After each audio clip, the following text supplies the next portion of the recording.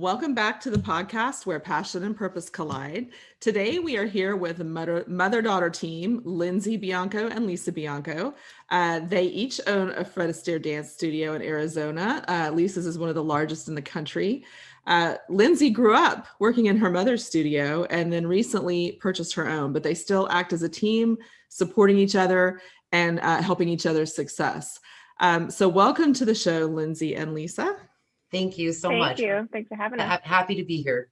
Great. We're so excited to have you. And I know we had you in this issue, the January issue of the Franchise Woman. So we've talked about some things, but tell our audience, Lisa, why don't we start with you? A little bit of your backstory, how you got into it, because I love it. And I was a single mom for a long time too. And starting a business and getting involved in that kind of thing and then bringing your child in, it's kind of a special thing that you guys have done. Okay, wonderful. So I was a single parent for about 8 years and just really looking for something for me. Mm-hmm. And I've always wanted to learn how to country western dance.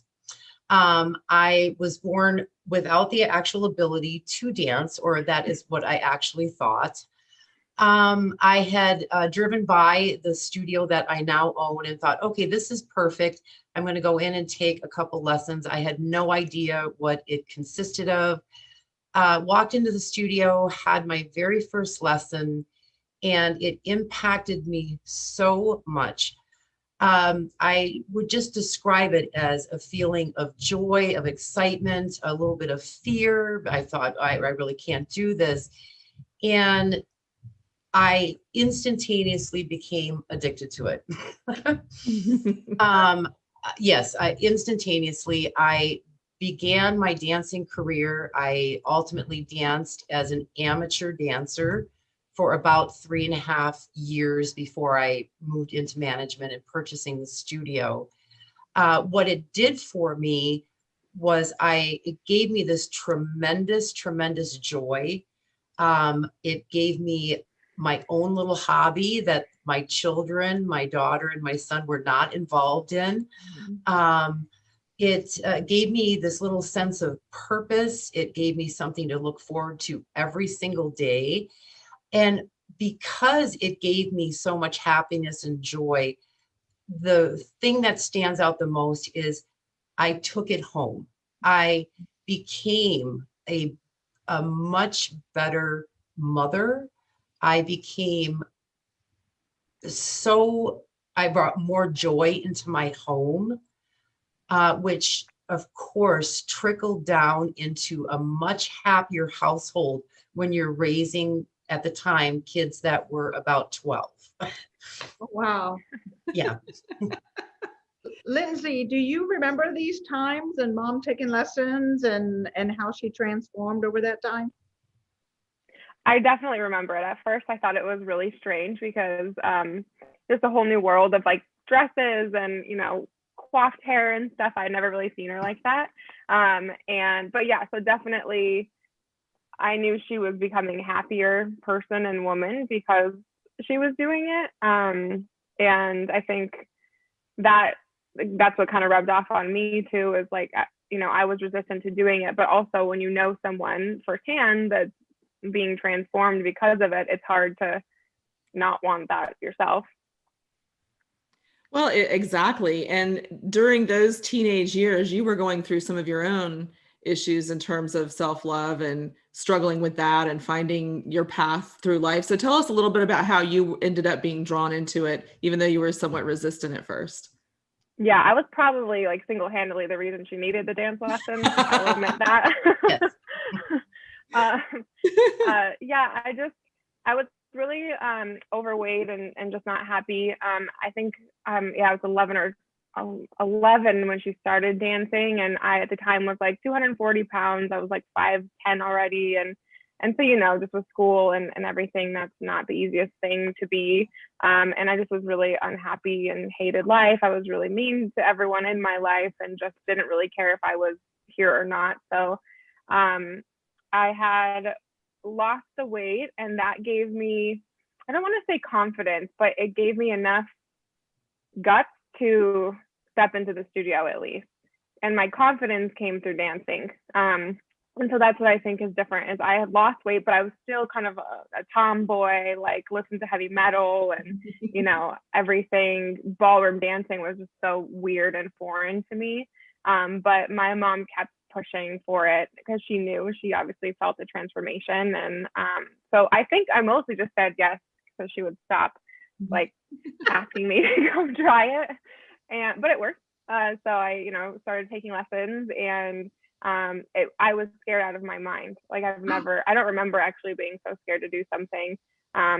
But like her, I fell in love with, I got addicted to it also, but it was the progress and being good at something for me. It was the value. I had never really participated in sports or activities. And so it was the first time in my life that I was ever feeling like I was good at something, like I could accomplish things, and also challenging myself and surrounded by a community of people that supported me. And my mom's always been amazing and been supportive, but I've never really had an outside circle that made me feel so capable.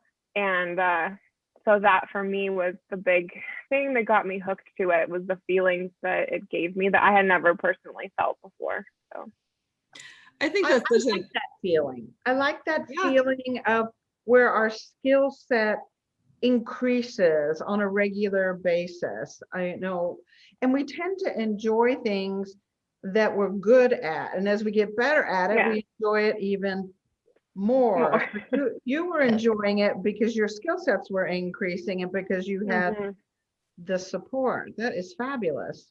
Elizabeth, I talked right over you. Yeah, well, I talked right over you too. But the thing I was going to say is that's sort of what defines a discipline, and dance is a discipline. And when you commit to something, I have done some ballroom, but just mostly for fun, not anything like I did with the ballet growing up. But when you commit to something, it is hard. It is physically hard. It is mentally hard. You've got to remember choreography. You've got to remember technique. You've got to express yourself in all of these different ways. And when you master something that is that hard, even if other people don't appreciate how hard it is, you don't want to talk to me about not being an athlete, right? But you have the confidence that if you can do that, you can do this or this or this, because that's not nearly so hard.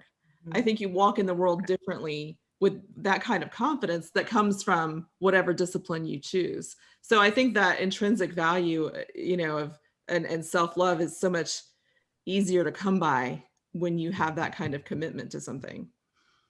Absolutely. Yes. I agree. So talk to us about your teamwork. I know Rebecca's got a question that I want to get to as relatively quickly, but tell us a little bit about how you've worked as a team, because you have worked together for 20 years before Lindsey went out on her own, but y'all still have that degree of teamwork. And I know, Lindsey, you had COVID earlier, so I think your mom stepped in and helped you some with some of that. So talk to us a little bit about how you interact and how that's evolved. Okay, so, Lindsey started to work for me. I broke some labor laws. She started to work for me when she was 14 years old. I'm joking, but she literally was my receptionist for quite some time.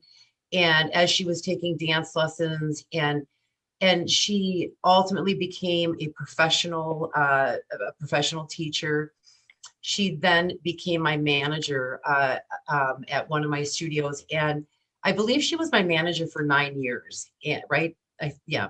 Yep. Yes. And through that time, we not only learned so much about each other, but I think the thing that stands out the most, the thing that I would share with people, is that you have to define right off the bat, which we did not learn right away. Okay. Are we mother and daughter today at this moment in this meeting? Are we owner and manager at this time? Do we have some difficult things that we need to talk about?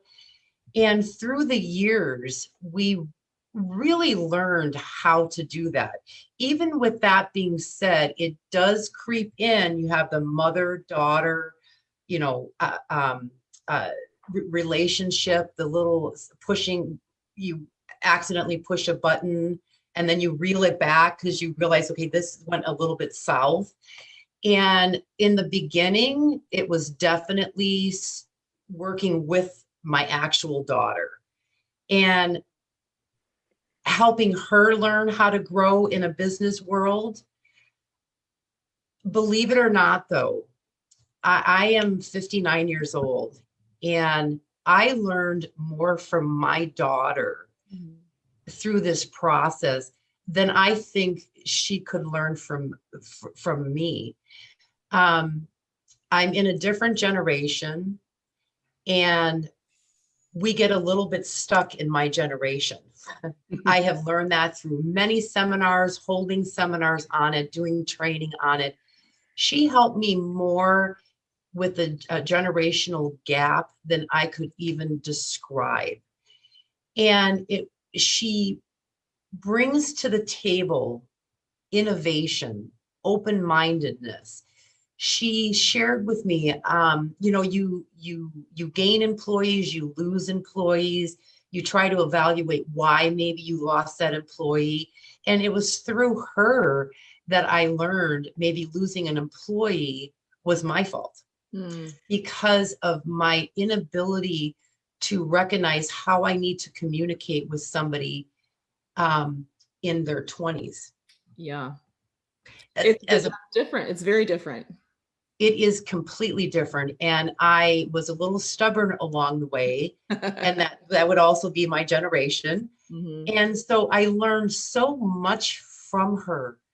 And she opened my mind to further educating myself on generations and how each one needed to be spoke to, what I needed to be aware of, what was important to them, because our younger generation is not money focused. No.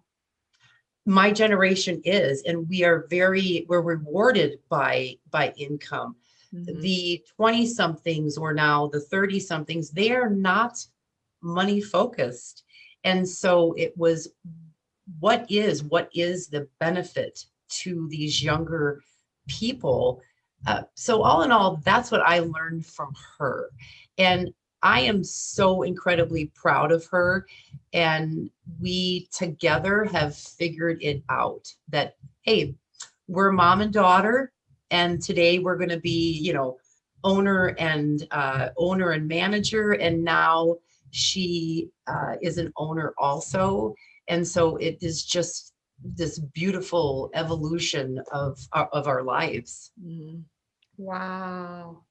So Lindsey, clearly when there is a generational difference, and then you also have the family issues in working together, how did you get your groove going? How did you how did you get your groove going in terms of working as a team? Because there is a complete different value set, a complete different mindset, a complete different reward system for each other. How did you go about managing up, I guess, and teaching your mom these things and at the same time learning from her? Well, I never really knew that I was teaching her these things. And I don't think I would agree with saying that I've taught her more than she's taught me, but I appreciate that very much. For me, it was just really her growing me from a young teenager who was really shy and had a lot of social anxieties to being someone that was really assertive and, stood behind what I believed in and always just believed in, serving people to the best and the highest of our abilities. And teaching me from an early age to just like interpersonal skills and, to be inquisitive, to care about people, genuinely care about people and their stories and their lives and how we can help them. And that's the number one thing that like I move forward with, that thought process. And I had the experience to work with her for 20 years. And so obviously business is business. There's going to be some ups and there's going to be some downs, recessions. And, when you work with people, things happen because people are people. And I think for me, the thing that made me feel that I was ready to own my own studio was that I had seen and been in action with the ups and downs and how they were handled and carried. That made me feel like, because I can help run a business on a good day. Like I knew I had that in the bag, but when it was not as easy or a little scary, that's the skills that I feel like I was given most, or that I value most. And that came in so handy because I opened my studio basically in October of 2019, 4 months before we closed for the pandemic. Oh. And never in my wildest dreams would I, have predicted this was my first year of business. And I definitely could not have done it without my mom. I still call her pretty much daily. We joke. Sometimes I'll call her like 4 times and she'll jokingly answer the phone like, what? And I'm like, it's me again. I have another question. And so as far as our teamwork goes, I mean, she still is a daily part of basically like my leadership team, like for me personally. And I think, I've had some struggles and some bad days this year with running business in a pandemic, but everything she taught me, I'm here and we're still standing and going strong. So, yeah. What a beautiful relationship. I mean, not just as mother and daughter, but as colleagues, as folks that appreciate each other's strengths and business savvy from each direction. It's beautiful. Elizabeth, are you going to let me shift I gears? think you should shift gears now. Yes. Thank you. So I love your story. And we got 3 dancers right here. I'm not a dancer. I have 2 left feet. I don't hear whatever. I'm that person we were talking about earlier, Lisa. So, but I've been kind of pondering this thing around self-expression.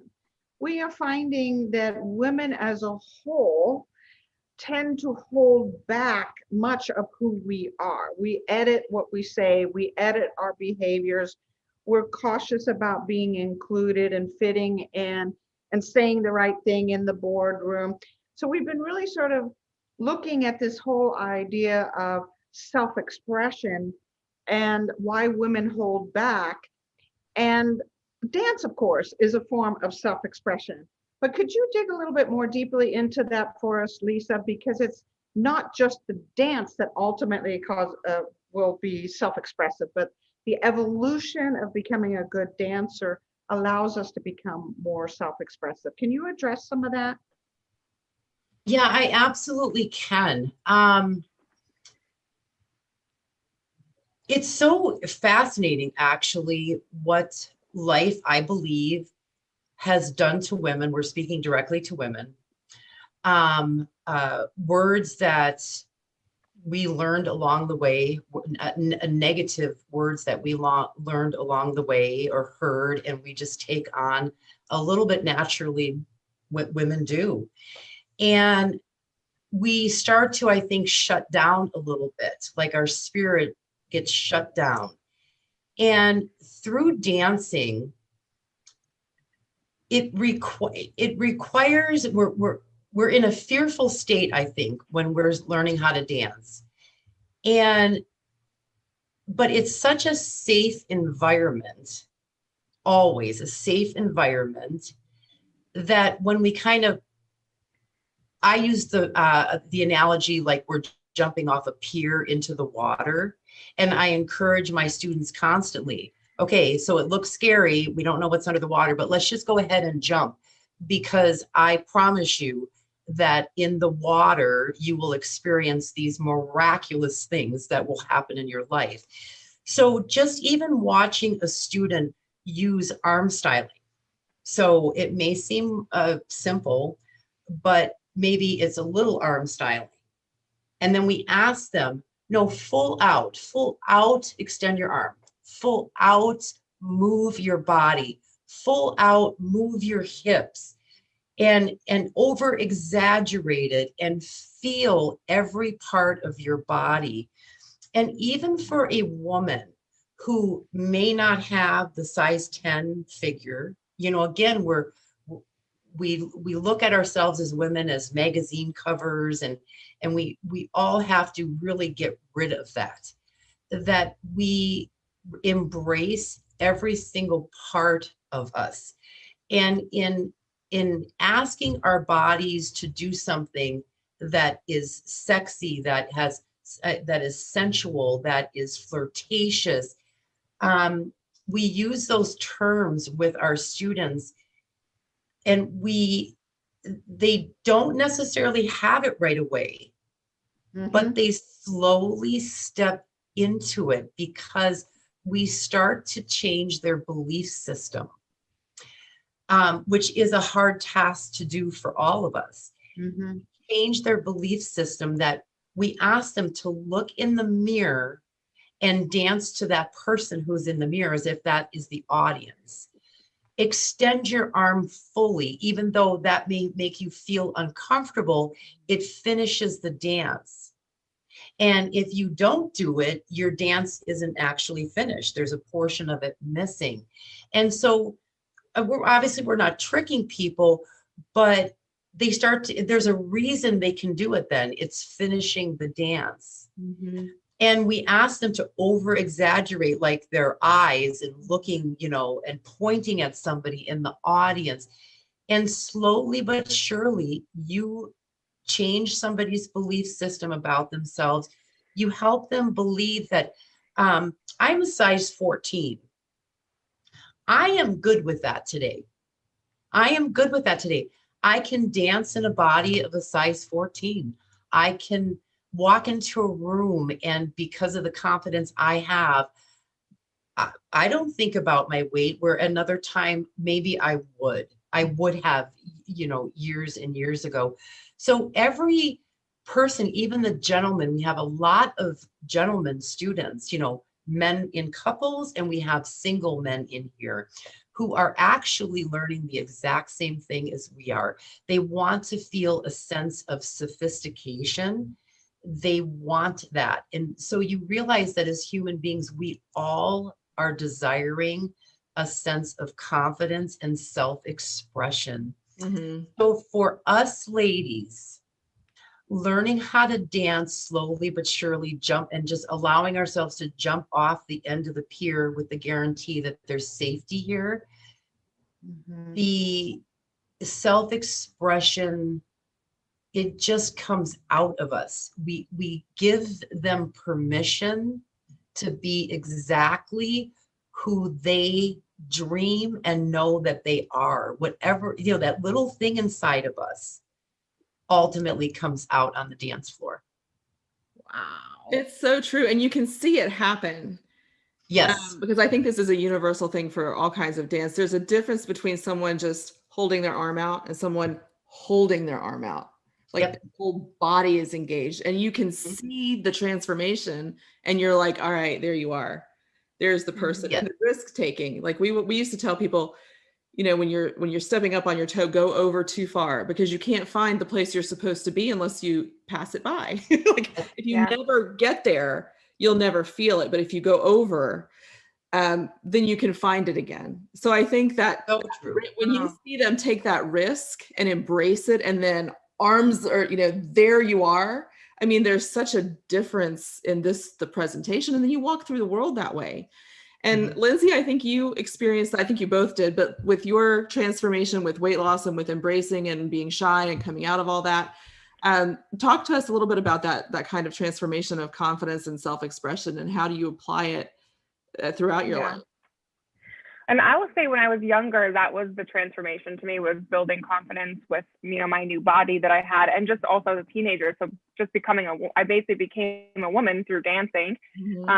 But I will say, kind of going back to the boardroom topic that was mentioned, is when I started managing, and I had 2 children, so I wasn't dancing personally. I was in the studio every day training staff to dance and stuff. But for me, I had kind of stopped that and focused on being, a leader and more the business side of things. And I think that when we do that and we don't have that outlet for ourselves, we sit a little bit too much in our masculine qualities, because I'm a leader, right? I direct people all day long. I don't tell people what to do, but there's that side of you that's like super task oriented and somewhat robotic. And then I'll start feeling not myself. And then I go, okay, I'm not in touch with my feminine qualities anymore, which is the artistic, creative, beautiful, amazing side that all of us women have. And then I'll just go to my studio on a Saturday and I won't even turn the lights on. I'll turn some amazing music on and I'll just dance for myself, by myself for, an hour and a half. And like, I immediately feel more balanced and more like one with myself because I'm kind of closing the gap to those two sides. And I think it's really crucial for people, that do have like leadership roles and have a lot of, it's crucial for everyone, but have more stress and function in those daily tasks. You have to have the kind of yin to the yang there and do something that's creative and something that's just for you as a woman and working on that side of things too. So that's kind of what I learned in my adult life with dancing personally. So you articulated that so beautifully. You wanted me to, I was going to cry. Because as an entrepreneur, as a business owner, as a single mom, I'm now, of course, a grandma, but those masculine traits of quick decisions, get things done, move forward, those are beautiful traits. Those are beautiful traits, and we do possess them as women. But when it is 90%, 100% of how we are expressing ourselves, we lose those beautiful feminine attributes that God gave us, right? Mm-hmm. And you recognized it. You recognized it, and dance allows you to bring it back. You're still going to make great decisions. You're still going to be a great leader and all of those things, but you want to engage the yin and the yang, the creative and the executor, right? You want all of those things. So that was so beautifully articulated. I think I'm going to have to learn to dance, Elizabeth. I think you do. It is so liberating in so many ways. Mm-hmm. Well, and feeling physically strong, probably in anything, but since dance is what we do, it's the way we relate. But I think feeling physically strong and in touch with your body in that way also makes you walk a little taller and feel a little more confident. And you're not feeling, for me, I feel I'm more in control of everything if I'm in control of my strength and my health. And when I'm on that right path, everything is better. Mm-hmm. So I think finding your thing, clearly we all think dance is our thing, but finding whatever your thing is, that's why I so encouraged all of my kids to find their thing, and they all have very different ones, but I think it's such a critical way. It's your outlet, it's your creativity, it's your strength, it's your gift, it's whatever it is that you can apply throughout your life so that you can find that balance. I think, I think it's just really, really, you can't overstate it, how important that is. Right. And I'll just add to this really quick. I shared this with you, Elizabeth, the first time we spoke. Mm-hmm. Learning how to dance. I own this business in this industry for one reason, and that is learning how to dance has these profound gifts that you cannot even describe to somebody. I could stand on a mountaintop and scream to the world what they are, but there's no point, because unless you are actually slowly but surely experiencing these little tiny gifts that come to us through dancing and any kind of dancing.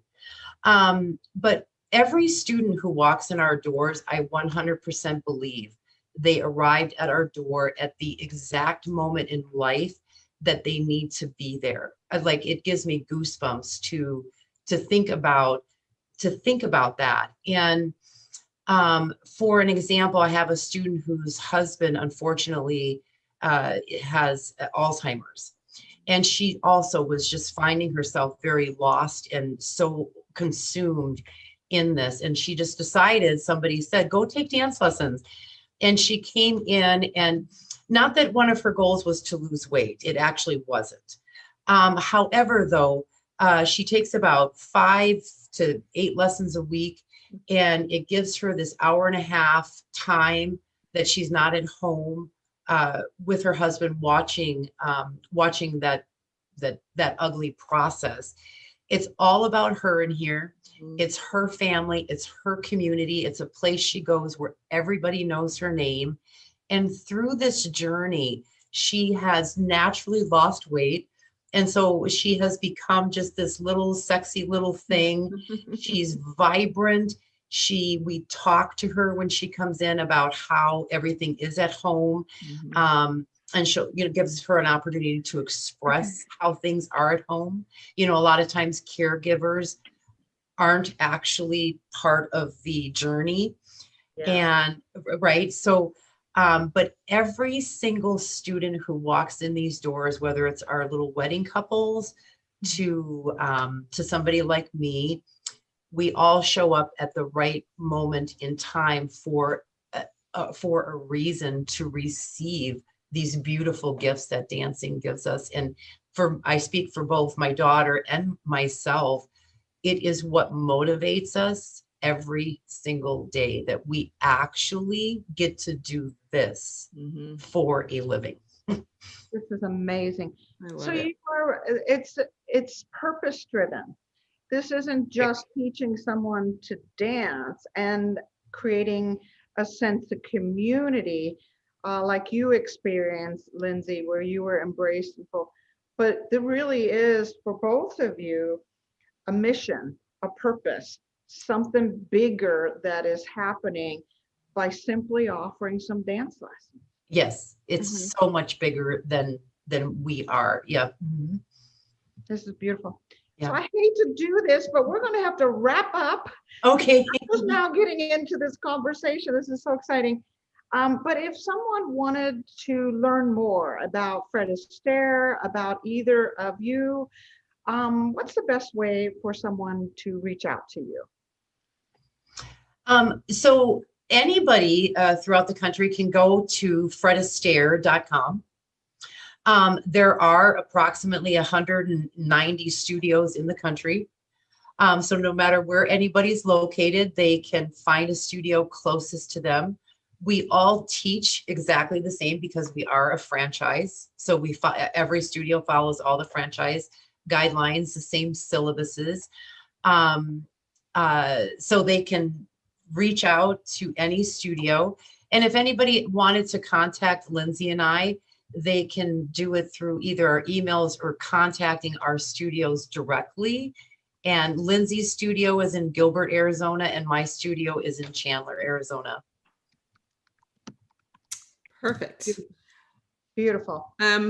Lindsey, do you have anything you want to wrap up with? I just wanted to say thank you for giving us the opportunity to kind of spread the word, essentially, because, like my mom said, it's something that people just think, oh, dance lessons, they're going to learn to dance. But we know that the secret is that they get so much more, which we've talked about today. So any opportunity for us to speak to that, especially to women, it's a great thing. So thank you both very much for giving us that outlet. Thank you. Well, thank you both for coming on and sharing that, because you can tell how passionate you are about it. You can tell how much it's impacted your life and that you're doing it for a reason larger than yourself. So I love speaking to people who are doing what they're meant to do, which it's clear both of you are. So thank you for coming on. We loved having you. Thank you so much. Thank you. Thank you.